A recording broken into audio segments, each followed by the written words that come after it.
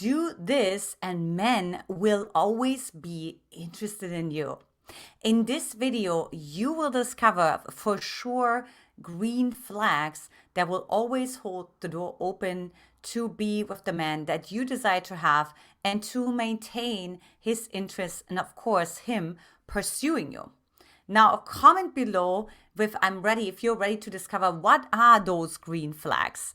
And of course, I'm your host, Antia, founder and creator of the Magnetize Your Man method. And look, this is the channel where we magnetize your man so that the man that you want desires and, of course, pursues you forever. Now, if you like anything in this video, anything that I wear, my background, or of course the content that I share, then do me a favor and give it a like right now. Of course, don't forget to hit that subscribe button as well and the bell so you get notified for more juicy videos coming your way. And do me a favor and share it with a couple of girlfriends. Sharing is caring over, a glass of champagne and chocolates and have a good time. So let's go ahead and dive right into the signs, like the things that you can do that will always have him be interested in you. Number 5 is please yourself.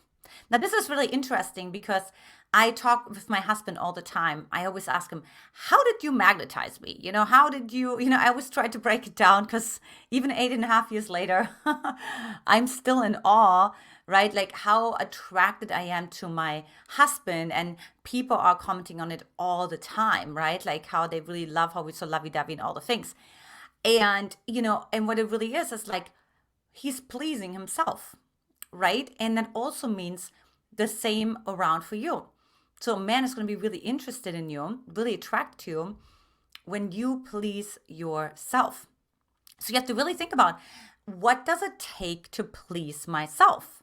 Am I pleased with, how I look, how I show up, right? What I share in the world, right? Am I pleased with, like the level of courage that I have, Am I pleased with myself? And if not, how can I please myself, right? So that's a big thing.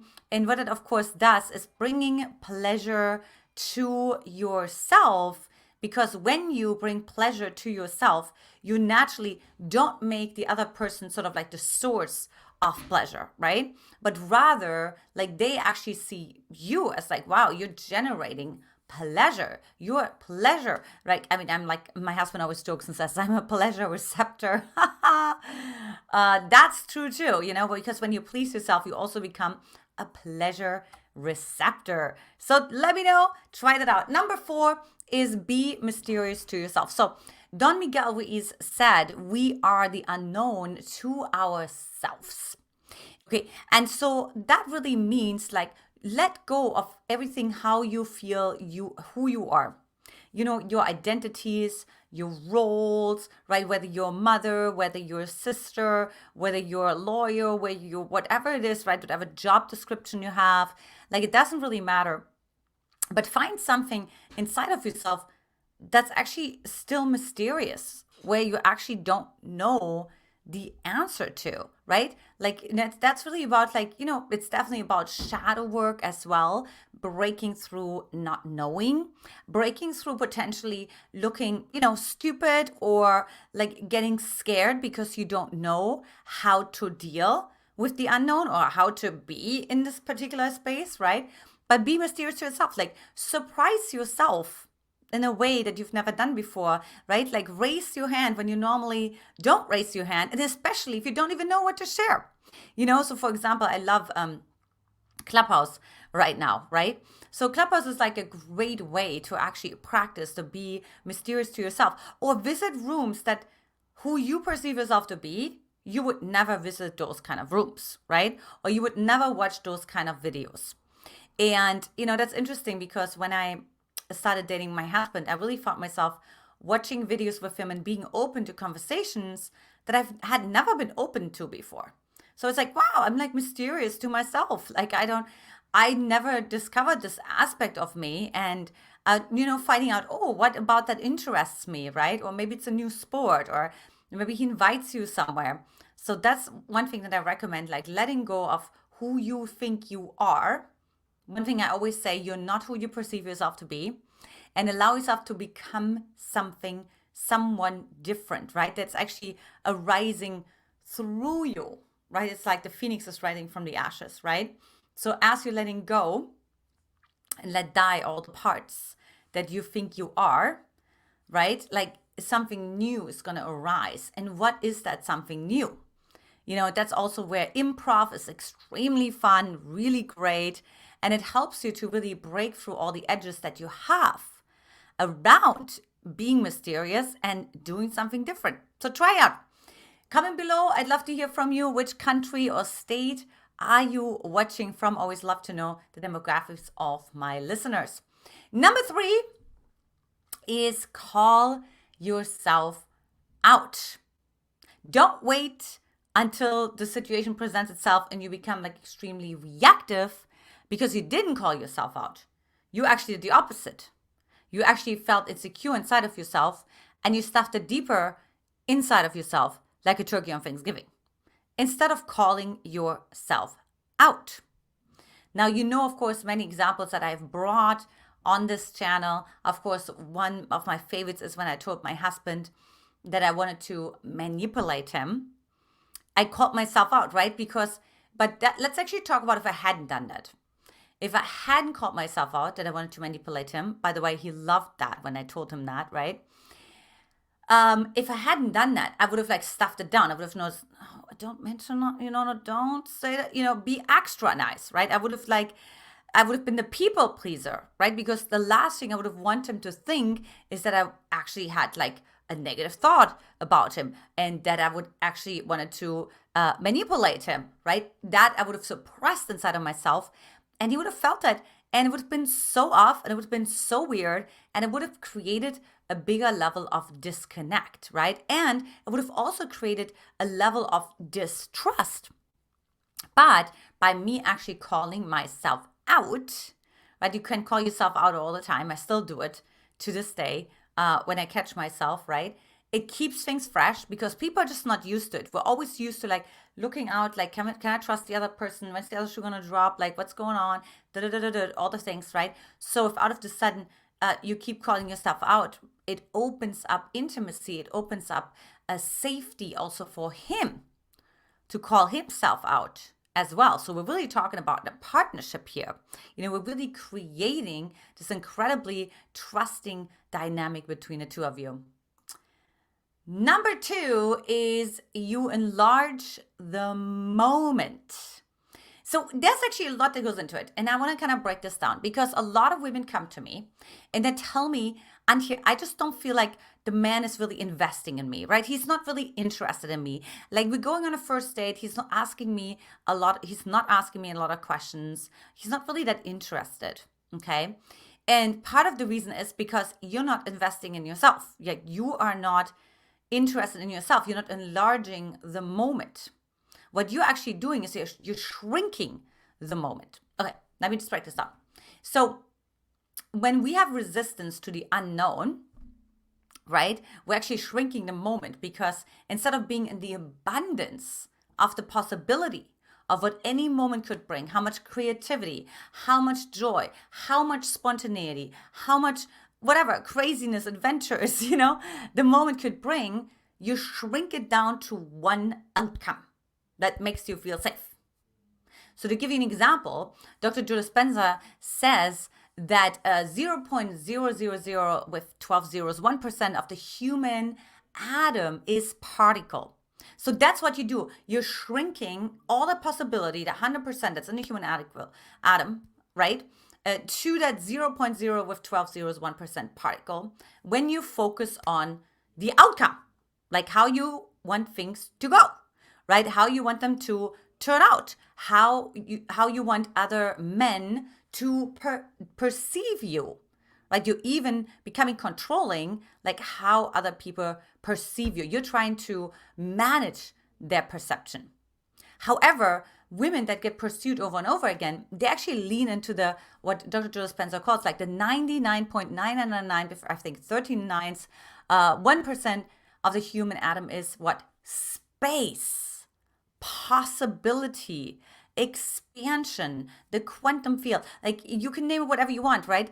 But what that of course brings is like, I don't know what I'm going to do in that next moment, but I'm going to have a radiance of possibility. Wow, what am I not seeing, right? So when I'm listening to someone, you're listening to this YouTube video right now, what am I not hearing, right? Like I'm hearing Antia talk and I'm hearing her share what she has to share, but what am I not hearing? Am I not hearing the energy from which she communicates from, or the emotional frequency from which she communicates from? How much air does her does her voice right now has as she speaks, and so on. So you can really listen with so much fullness in every moment. And when you do that, you become extremely magnetic, because the man is like becoming curious. You're like, what's going on? What am I missing here? You know what I mean? What should I be listening for more as well? It's incredible. Just by you doing it, you don't even have to share it with him. He's going to feel it, and it's going to have a magnetic effect, right? Because you are actually increasing what we call our energy field, right? You're increasing it. You become more energetically and emotionally visible to him. Now, of course, if you're liking this content, again, make sure to like, share, and subscribe for more juicy videos below. And number one is a man will always stay interested if you balance your archetypes. So this goes a little bit back. A lot of couples that hit plateaus. And part of the reason is because we have all those different energies inside of ourselves, right? We have the queen, and we have the priestess, and we have the little girl, and we have so many different types. And what we oftentimes do is we limit ourselves to one or two. And that's what we feel safe in, right? That's like our cozy blanket, so to say. But that's, of course, gets stale. And that also is like very one-dimensional, right? It's kind of bland. If you eat the same soup over and over again, right? It's like, meh. But you kind of know, wait a minute, I can put some other fun things into the soup. Like, why am I not doing this, right? Or why am I not like having a different kind of meal, right? And so we can sense that because a man also knows inside of himself, he also has all his different archetypes. And somehow unconsciously he knows if like all of your archetypes are expressed or not, because that also activates him to connect to his archetypes that may be slumbering inside of himself. That, of course, you could call it potential, if you will, right? All the potential that's slumbering inside of him, like if you activate it by you activating it inside of yourself, you actually remind him through mirroring the activation inside of yourself, right? That he has all this potential. And that is, of course, extremely magnetic, this extremely charismatic, it's extremely mesmerizing to the man, and he will continue to pursue you because he wants to actually explore more his archetypes, your archetypes. Wow, how about all those new combinations that we out of the sudden have, because now you stepped into the other three archetypes that you never expressed before, which of course causes the man to bring out maybe three of his archetypes that he never expressed before. And it just becomes this like glorious sort of like playground, the experimental love lab. So try it out. Let me know how that goes. So before I share my bonus secret, comment below which of these points are eye-opening for you. Now, the last one, the bonus for those of you who stayed until the very end, is you trust your power. So what that means is that when you have power, when you are in a position where you could hurt this man, where you could emasculate this man, right? Where you could break him, you actually don't do that. You are actually acting graceful. You're actually acting compassionate. You're actually acting kind, right? And you're actually acting, from a place of gentleness, even though you don't have to at all, right? You have all the power in the world to destroy this man right now, but you don't do it. You actually marry your open heart with your power together. Now, of course, what that takes is doing all the work inside of yourself. Because if you gave all your power away in the past, as soon as you get into power, guess what?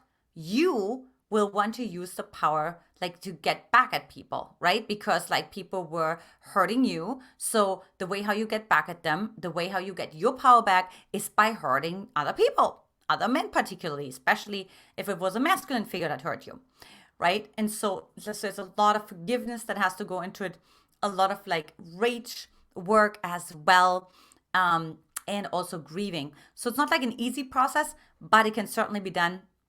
And it is absolutely powerful.